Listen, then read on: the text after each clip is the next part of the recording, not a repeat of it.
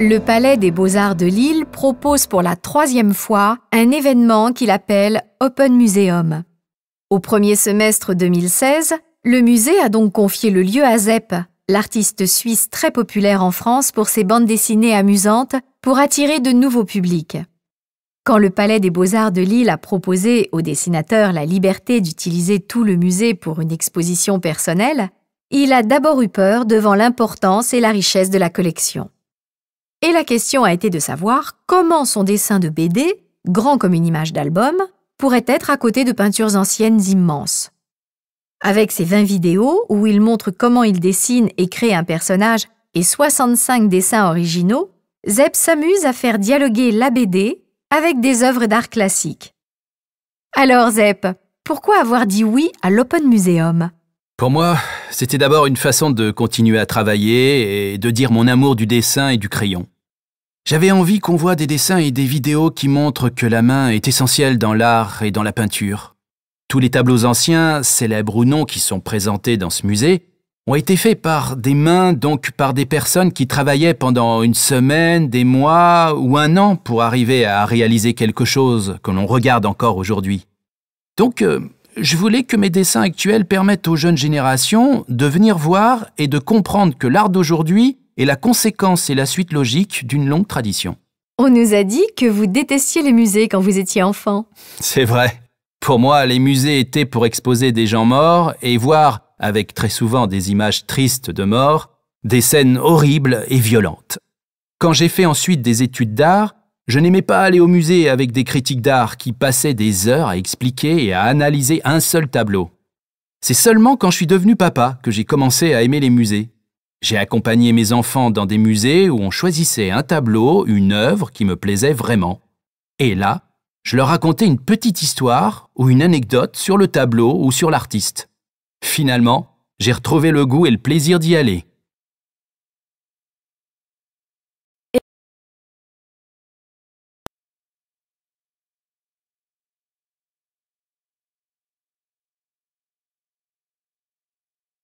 Première écoute. Papa, j'ai quelque chose d'important à te dire. J'ai décidé d'abandonner mes études en informatique. Comment ? Mais Romain, pourquoi ? Le premier semestre a commencé il y a 2 mois et tu semblais content de tes cours. Je ne comprends pas. Oui, c'est vrai. Mais le niveau est beaucoup trop élevé. Je sais que je vais échouer. Il ne faut pas t'inquiéter pour ça. Tu as toujours très bien réussi tes études. Je suis sûr que si tu étudies sérieusement, tu obtiendras de très bons résultats à tes examens. Si tu veux, nous pouvons organiser avec un professeur des cours à la maison pour t'aider à progresser. Je te remercie, papa. C'est très généreux de ta part. Je sais que maman et toi, vous êtes prêts à dépenser beaucoup d'argent pour mes études. Mais je veux pas vous décevoir. Tu sais, je n'ai pas perdu mon temps pendant ces 2 mois à l'université, car j'ai compris ce que je voulais faire. L'année prochaine, je vais suivre des études de commerce. Et qu'est-ce que tu vas faire en attendant ? J'ai déjà trouvé un travail dans un restaurant. C'est un contrat à temps partiel de 20 heures par semaine. C'est parfait, car j'aurai du temps libre et avec l'argent que je gagnerai, je pourrai payer des cours privés pour continuer à étudier. Je vois que ta décision est bien réfléchie, mais je préfère qu'on en discute ce soir avec ta mère. Bien sûr.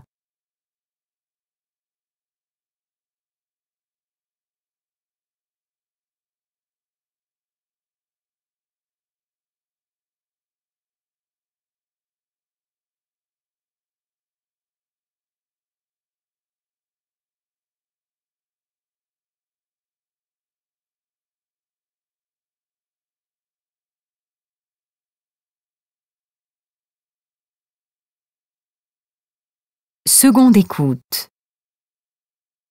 Papa, j'ai quelque chose d'important à te dire. J'ai décidé d'abandonner mes études en informatique. Comment ? Mais Romain, pourquoi ? Le premier semestre a commencé il y a 2 mois et tu semblais content de tes cours. Je ne comprends pas. Oui, c'est vrai. Mais le niveau est beaucoup trop élevé. Je sais que je vais échouer. Il ne faut pas t'inquiéter pour ça. Tu as toujours très bien réussi tes études. Je suis sûr que si tu étudies sérieusement, tu obtiendras de très bons résultats à tes examens. Si tu veux, nous pouvons organiser avec un professeur des cours à la maison pour t'aider à progresser. Je te remercie, papa. C'est très généreux de ta part. Je sais que maman et toi, vous êtes prêt à dépenser beaucoup d'argent pour mes études. Mais je veux pas vous décevoir. Tu sais, je n'ai pas perdu mon temps pendant ces 2 mois à l'université, car j'ai compris ce que je voulais faire. L'année prochaine, je vais suivre des études de commerce. Et qu'est-ce que tu vas faire en attendant? J'ai déjà trouvé un travail dans un restaurant. C'est un contrat à temps partiel de 20 heures par semaine. C'est parfait, car j'aurai du temps libre et avec l'argent que je gagnerai, je pourrai payer des cours privés pour continuer à étudier. Je vois que ta décision est bien réfléchie, mais je préfère qu'on en discute ce soir avec ta mère. Bien sûr.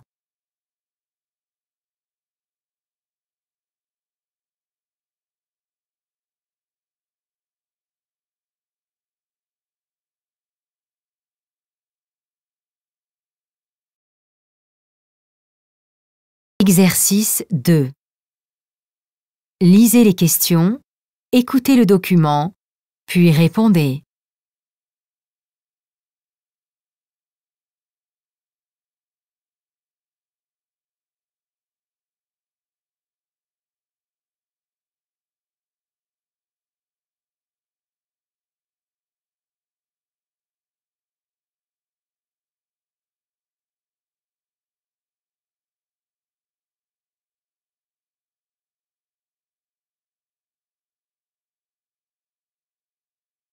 Première écoute. D'après une enquête réalisée auprès de 13 000 salariés, la France est le pays du monde où la candidature spontanée a le plus de succès. 1/4 des candidats trouvent cette méthode efficace. Il s'agit d'envoyer une lettre de motivation et un CV à une entreprise qui n'a pas publié d'offre d'emploi. Les chefs d'entreprise, surtout ceux qui dirigent des petites sociétés, pensent comme eux. Cette enquête montre aussi que le réseau personnel, la famille, les amis, est plus efficace que la recherche sur Internet. Pourtant, nous sommes en train de vivre une véritable révolution dans la recherche d'emploi. En fait, ce sont surtout les demandeurs d'emploi les plus âgés et les moins diplômés qui s'adressent à leurs relations personnelles. Les plus jeunes et les mieux diplômés utilisent plutôt Internet. Ils souhaitent que les entreprises soient modernes et qu'elles aient par exemple une page Facebook ou un compte Twitter. Ils veulent qu'elles communiquent les emplois disponibles sur des réseaux sociaux professionnels comme LinkedIn et Viadeo, voire qu'elles utilisent les sites de petites annonces comme Le Bon Coin. Et d'ailleurs, tout récemment, une grande entreprise internationale a recruté de jeunes diplômés sur Twitter. Les candidats prenaient contact avec les salariés qui décrivaient leur métier et donnaient des conseils pour rejoindre l'entreprise. Aujourd'hui, ce système est réservé à très peu de personnes. Mais demain, toutes les entreprises vont devoir recruter de cette façon. On organise déjà sa vie en quelques clics. Loisirs, achats, rencontres personnelles. Pour faire ses courses, on va sur un site accueillant et facile d'accès et on reçoit notre commande en quelques heures. Eh bien, pour chercher du travail, ce sera la même chose. Les candidats pourront contacter les employeurs directement et être rapidement informés de leurs décisions. Il va falloir que les entreprises qui recrutent, et il y en a beaucoup, changent leurs habitudes pour s'adapter à cette nouvelle façon de proposer du travail, car c'est comme ça qu'on permettra au marché de l'emploi de progresser.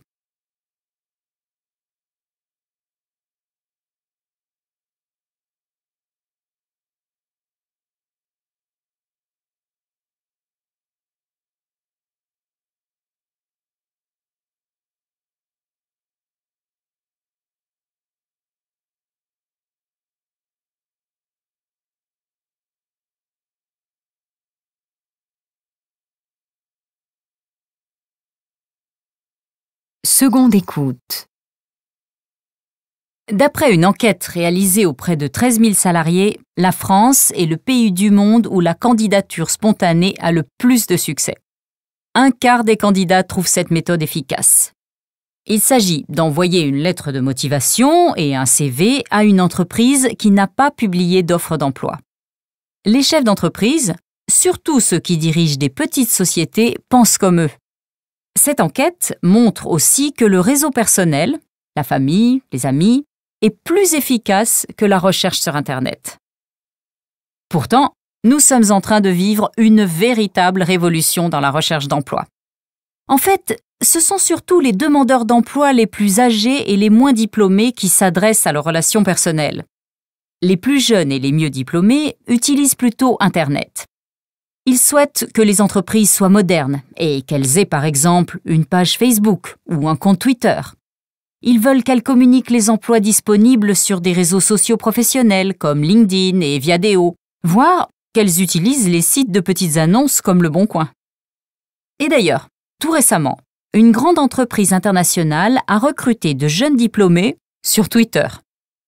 Les candidats prenaient contact avec les salariés qui décrivaient leur métier et donnaient des conseils pour rejoindre l'entreprise.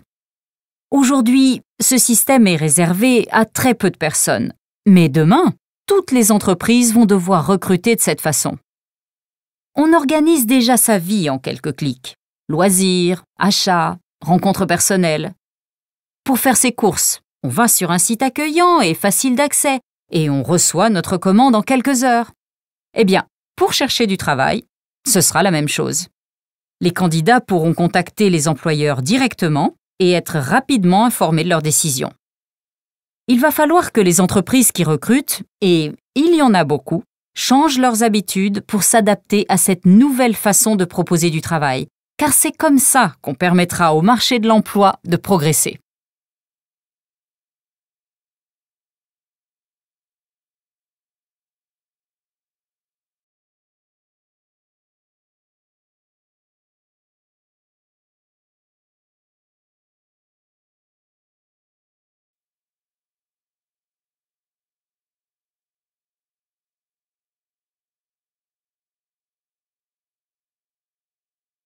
Exercice 3. Vous aurez 1 minute pour lire les questions ci-dessous. Puis, vous entendrez une première fois un document sonore. Ensuite, vous aurez 3 minutes pour répondre aux questions. Vous écouterez une seconde fois l'enregistrement. Après la seconde écoute, vous aurez encore 2 minutes pour compléter vos réponses. Pour répondre aux questions, cochez la bonne réponse ou écrivez l'information demandée. Lisez les questions, écoutez le document, puis répondez.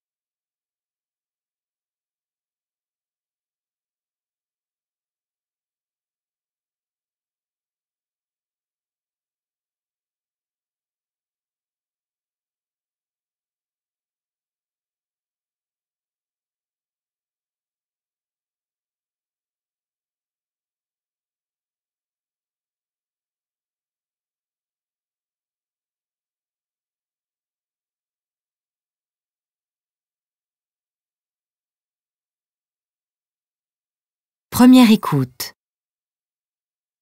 D'après une étude de l'agence Opinionway, pour la majorité des Français, acheter des biens de consommation n'est plus une priorité.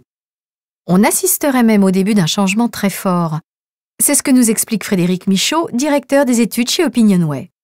Quand on interroge les Français sur leurs préférences entre, d'un côté, la propriété et de l'autre, le fait d'utiliser uniquement les produits dont on a besoin, ils indiquent clairement préférer la seconde solution. 3/4 des Français préféreraient aujourd'hui louer des objets plutôt que de les acheter. Quels sont les produits que les Français sont prêts à louer? Essentiellement des produits électroménagers, hi-fi, multimédia et puis aussi des objets de nouvelles technologies comme des téléphones ou des tablettes par exemple. Donc, des produits qui évoluent rapidement. Oui, des produits qui ont une durée de vie très courte car leurs compétences technologiques deviennent vite limitées. Les entreprises s'adaptent et proposent de plus en plus des services de location. Pour le consommateur, c'est la certitude de toujours avoir un matériel en bon état. C'est un mode de consommation qui favorise la protection de l'environnement. En effet, le fait de louer plutôt que d'acheter un produit a pour conséquence de réduire la production d'objets et donc la pollution. Dans ces conditions, si les entreprises produisent moins, elles ont intérêt à produire mieux. Plus leurs produits seront utilisés longtemps, plus leur activité financière sera positive. Les produits seront faciles à entretenir, à réparer, puis à recycler. Cela rejoint les résultats de l'enquête d'Opinionway, qui montre aussi ce qui pousse les Français à faire des achats, car tout ne peut pas être loué. Ils disent préférer des produits résistants et respectueux de l'environnement. Les produits très modernes ne les intéressent que s'ils sont sûrs de leur qualité. C'est la fin des produits jetables. Oui, on peut dire ça. C'est la fin des produits jetables à bas prix. Avec les vélos en libre service comme les Vélib à Paris et les services de location de matériel, on a vu apparaître de nouvelles pratiques de consommation. On vend des déplacements à vélo sans vendre le vélo. Le consommateur n'est pas propriétaire de l'objet, il devient propriétaire de l'utilisation de cet objet. Il semblerait qu'une révolution soit désormais en marche.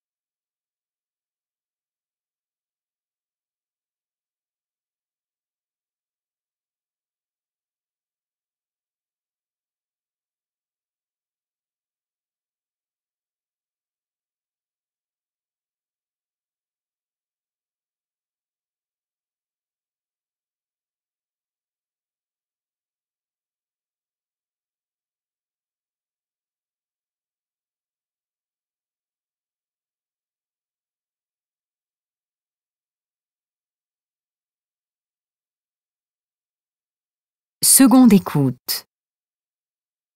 D'après une étude de l'agence Opinionway, pour la majorité des Français, acheter des biens de consommation n'est plus une priorité.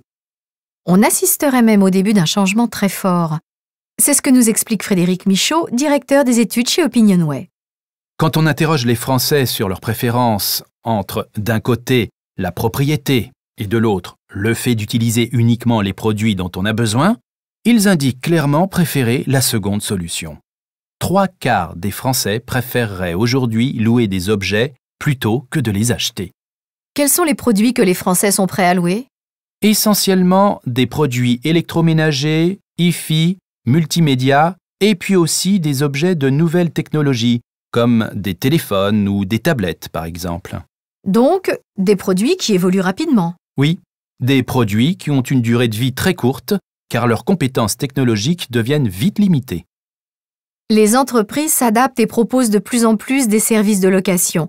Pour le consommateur, c'est la certitude de toujours avoir un matériel en bon état. C'est un mode de consommation qui favorise la protection de l'environnement. En effet, le fait de louer plutôt que d'acheter un produit a pour conséquence de réduire la production d'objets et donc la pollution. Dans ces conditions, si les entreprises produisent moins, elles ont intérêt à produire mieux. Plus leurs produits seront utilisés longtemps, plus leur activité financière sera positive. Les produits seront faciles à entretenir, à réparer, puis à recycler. Cela rejoint les résultats de l'enquête d'Opinionway, qui montre aussi ce qui pousse les Français à faire des achats, car tout ne peut pas être loué. Ils disent préférer des produits résistants et respectueux de l'environnement. Les produits très modernes ne les intéressent que s'ils sont sûrs de leur qualité. C'est la fin des produits jetables. Oui, on peut dire ça. C'est la fin des produits jetables à bas prix. Avec les vélos en libre service comme les Vélib à Paris et les services de location de matériel, on a vu apparaître de nouvelles pratiques de consommation. On vend des déplacements à vélo sans vendre le vélo. Le consommateur n'est pas propriétaire de l'objet, il devient propriétaire de l'utilisation de cet objet. Il semblerait qu'une révolution soit désormais en marche.